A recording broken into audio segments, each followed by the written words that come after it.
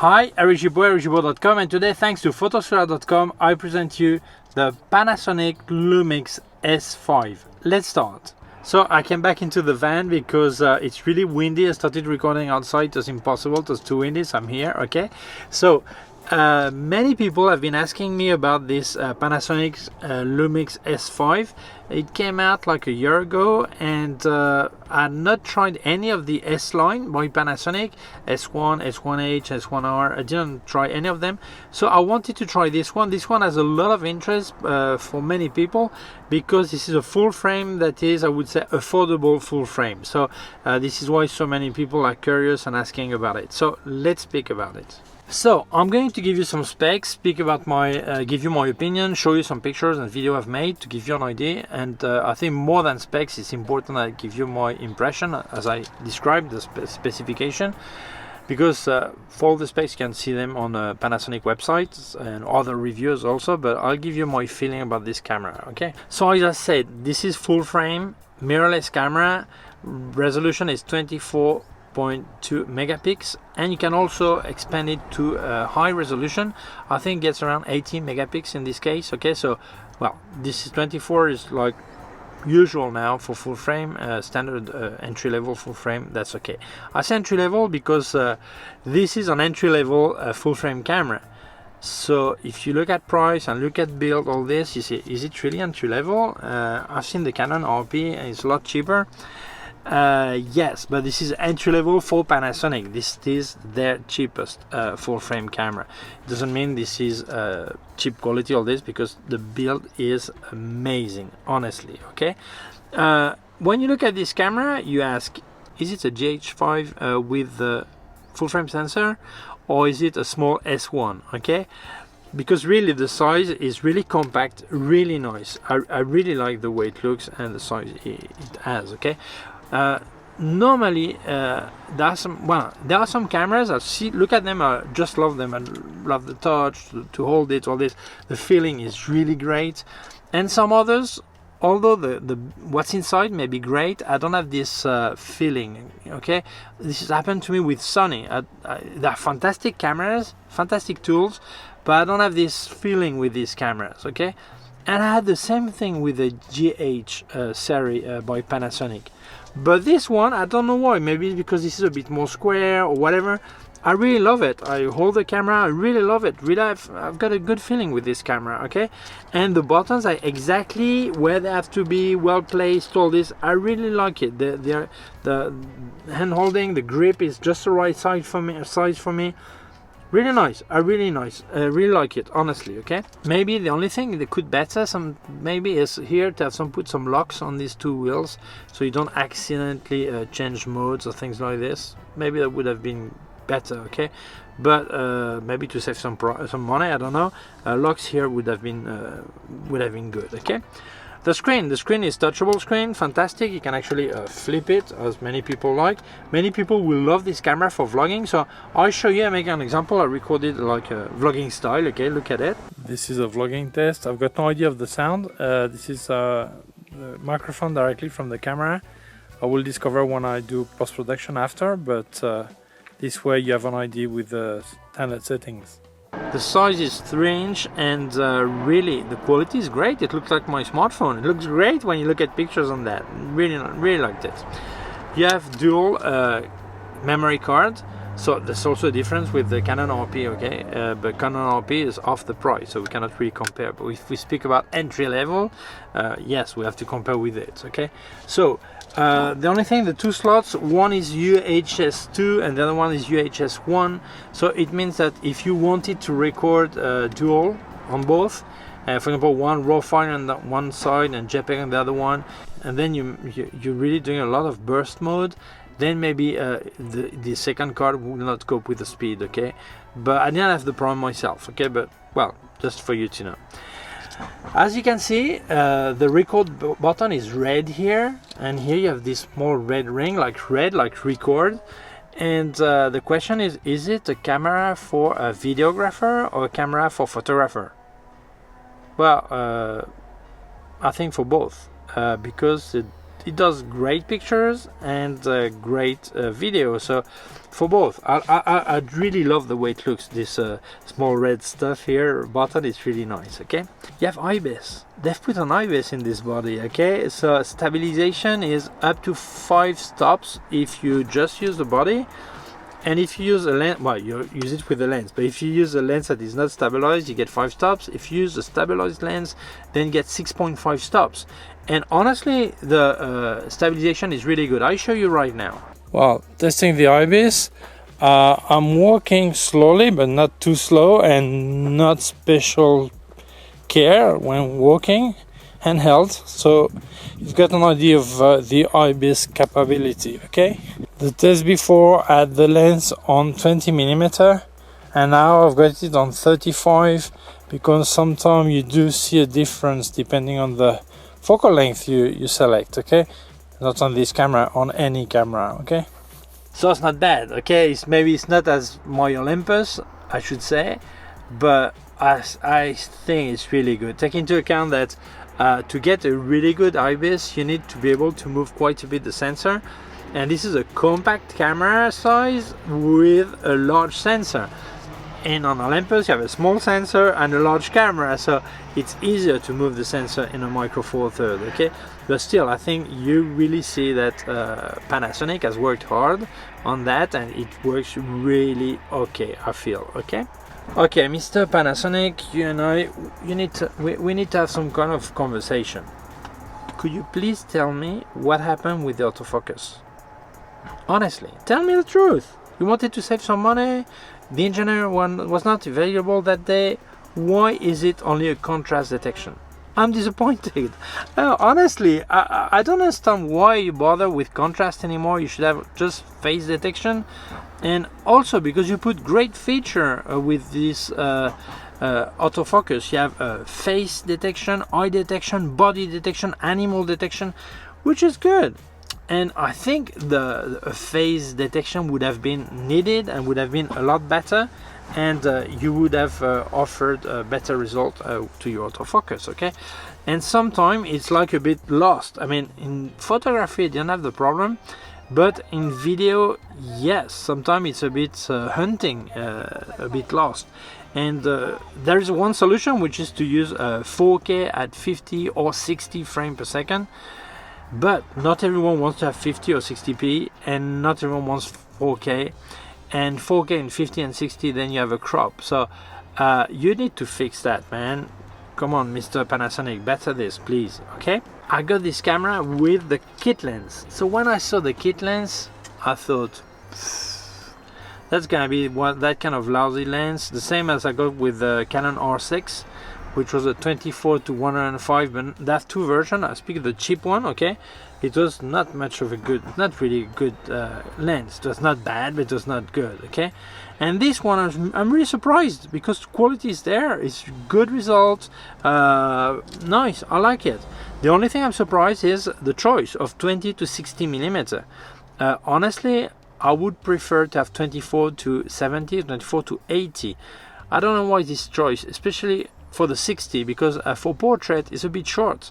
The usual lens is 24 to 70, so 20 I don't need to be that large, that wide, and 60 is a bit short to me. So although the lens is really good quality, I think the focal length you selected is a bit strange, okay? Let's speak about video. You can do vertical video. I know.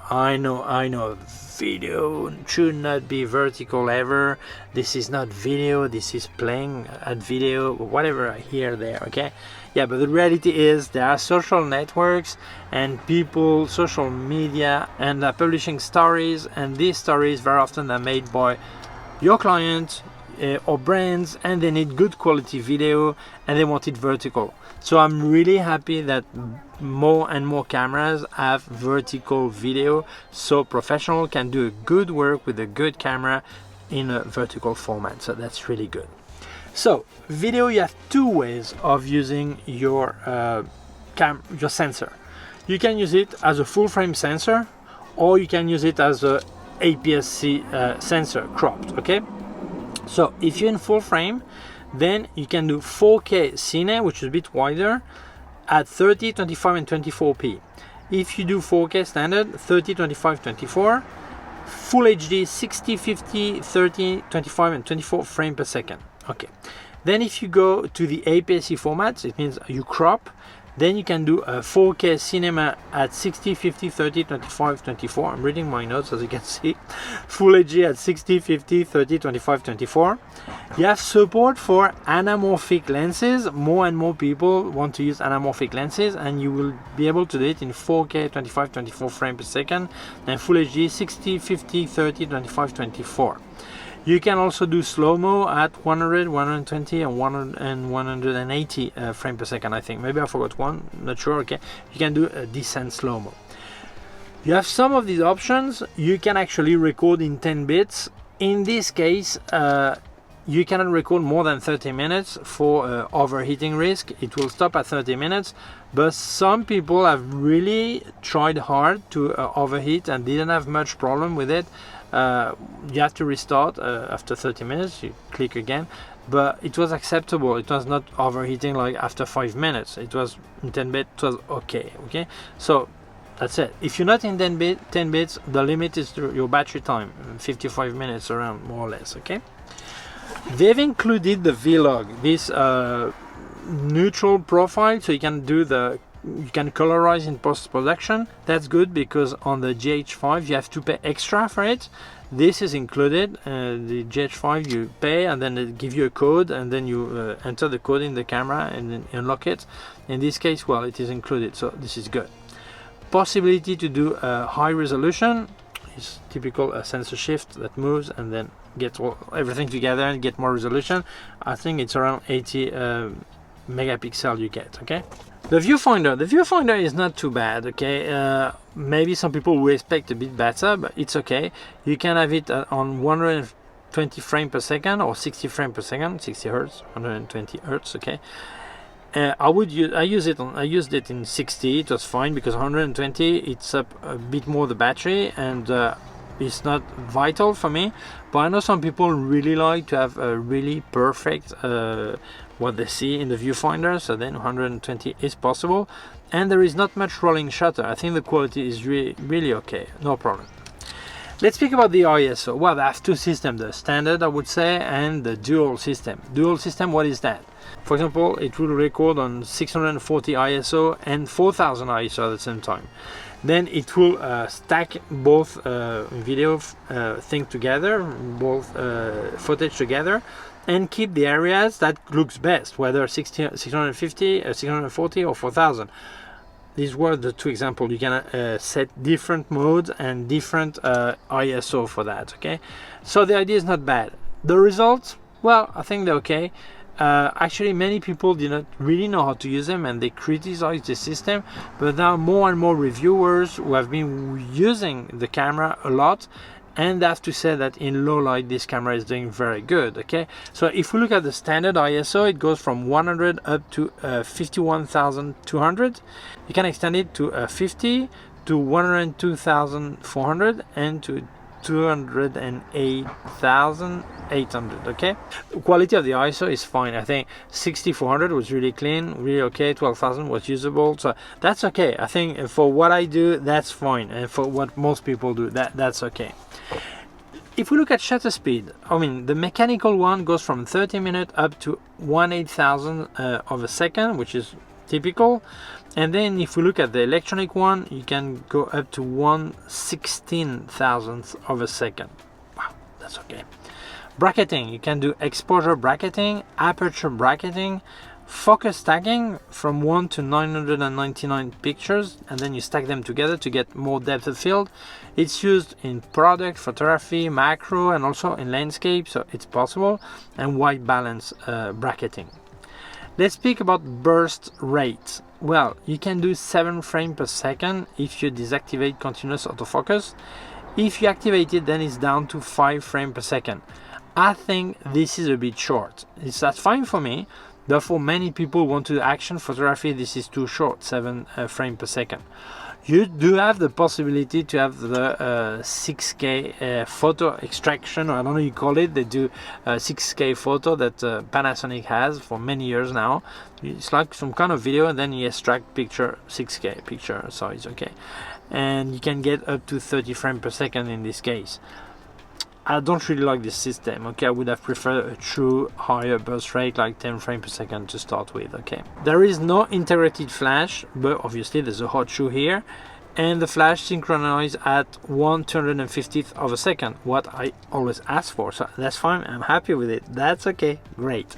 You have styles and filters, thing I don't really need or use, but some people like to have that in camera, so they have it. And then if we speak about connectivity, here you have remote control, on the other side you have headphone and headphone jack and microphone jack. Here you have USB-C and micro HDMI. I'm disappointed for the micro HDMI because if you want people to do a serious video, they're used normally an external recorder or at least a screen, a monitor, and they prefer to have a real full shot HDMI. Why? Because the micro one are a bit fragile, and some people in the middle of the work it breaks and then they cannot carry on the work. Or if you record in body with the card, memory card, that's fine, but if you do use external recorder or monitor, that's a problem. So I don't know why I didn't put a full shot HDMI. I would have preferred, honestly, okay? Then you have Wi-Fi, Bluetooth. So well, if you cannot connect that camera, you have a problem, okay? Because everything is there. It is weatherproof, well, splash proof and dust proof. But there's a sentence on the Panasonic's website that says, although it is dust proof and splash proof, if it has a direct contact with dust and direct contact with water, then it may be a problem. So some people will say, yeah, but entonces, is it weatherproof? Is it sealed? It's not then. Well, I think it is. The only thing is Panasonic is being honest. That very often maker they call weather sealed, but so far, for what I've tried and seen, only the Pentax K1, you take it, you put it under the shower for 5 minutes and nothing happens, okay? Others, if you do it this way, some will resist really high rain, but normally if you really touch direct, really strong water, there's a problem. So I think they're just being honest, and they're just have a proper sealing comparable to others, okay? And that's better than some entry level full frame cameras, whether reflex or mirrorless, like Nikon D600 that is not waterproof, or weatherproof, sorry, weatherproof, or the Canon 6D Mark II, RP, all this. So I think that's fine what they've done for that price, for that range, that's okay. Battery, well, battery life, you can get 440 pictures if you use the monitor. If you use the viewfinder, 470 pictures. This is still away from the 500 I always ask for. I want batteries to last 500 pictures, okay? And video count around 55 minutes video, continuous video, okay? The size is really okay. 132 millimeter, 97 millimeter, 81 millimeter, okay? And the weight 714 grams. The body with battery and cards, no without lens, okay? So I think this is really nice, really okay. The size is really okay. So let's see the cons and the pro. Well, the first thing that is a bit disappointing is the autofocus. For me, I think they should have put a face detection autofocus. I understand that Panasonic comes from the old school of videographer that always focused in manual mode, so for them it's not vital. They prefer very often manual focusing. But nowadays more and more new videographer have tried good autofocus, like Sony autofocus or some Canon autofocus, and especially R6, R5, they have really good autofocus. So they want this autofocus, so I think it's a bit disappointing. Second, the micro HDMI. I don't know why I didn't put a full shot HDMI. It would be logical, okay? Full shot, full size, okay? Pros, well, the build is great. Honestly, I mean, this is not plastic. I don't know what it is. I think it's metal, but it's really good. It's really nice, really nice. Specification, the features, there are many things you can do with this camera. I didn't even speak of all of them. I presented some of them. Okay, really good. The size make it really usable. Many people want to do vlogging. They will love it because for vlogging this is ideal. The size, they can do vlogging and also pictures and other video, and have an all-in-one manageable size and weight. Some people are vlogging the whole day, and they kind of have very heavy cameras. I think this is acceptable if they want full frame. The IBIS is maybe not as good as my Olympus, but that's not bad. Okay, that's not bad. I think they've got something really good. The fact that you can do video in 10 bits, that's also really good. The fact that there is high resolution if you need, this is also really good. And the fact that it supports anamorphic lenses. So many people want to do anamorphic look to their video, and if it's supported in body, that's a lot better because you have the D-squeeze. All this is better. And before getting an anamorphic lens, it was something really expensive, and now you have Sirui that made some anamorphic lenses for over $1,000, between $1,000 and $2,000, I think. So it's payable. It's not like the $30,000 that cost, or euros that cost an anamorphic lens for a cinema camera. Okay, so I think this is really good. The price is also really acceptable. I think it's fair price. It's about 1,800 euros, something like this, like $2,000 for the body, and plus the lens, count 300 more for the lens. So I think this is really, I'm surprised for what it gives. The price is really well placed. Okay, and I think Panasonic is not known enough as a full frame maker now. They should, because they're doing good. We always congratulate Canon for the skin color. We congratulate Sony to have bettered the skin color, but it's still away. But these cameras get a great skin tone from day one, so they must be congratulated also. The result is really good. And honestly, very often they ask me, if you were getting a full frame camera, what would you get?